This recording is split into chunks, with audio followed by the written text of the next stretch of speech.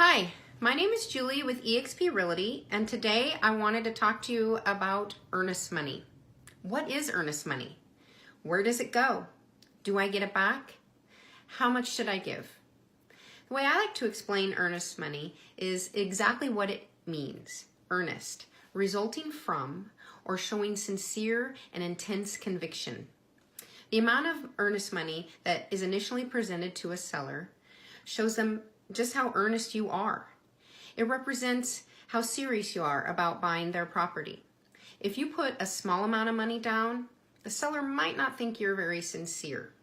The more amount of money you put down, the less likely you are to walk away. Earnest money is typically held at title company through closing. It is applied to the buyer side of a transaction as a credit.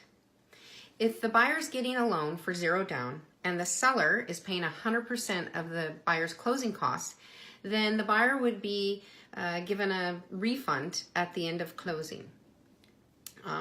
Earnest money is also returned to the buyer if the buyer terminates the transaction through one of the contingencies that is allowed to him or her through the agreement. For example, if the buyer can't get financing, or if the home inspection didn't turn out the way they wanted it to, didn't like something in it, or if they didn't agree with the seller's disclosures. If the seller can't procure a clean and clear title, then the buyer would be refunded their earnest money. But at the end of the transaction, if all contingencies are met and the buyer just decides to change their mind, then the buyer would lose their earnest money. Earnest money is an important piece of the initial offer to the seller, and it should be given serious consideration. Thanks for listening.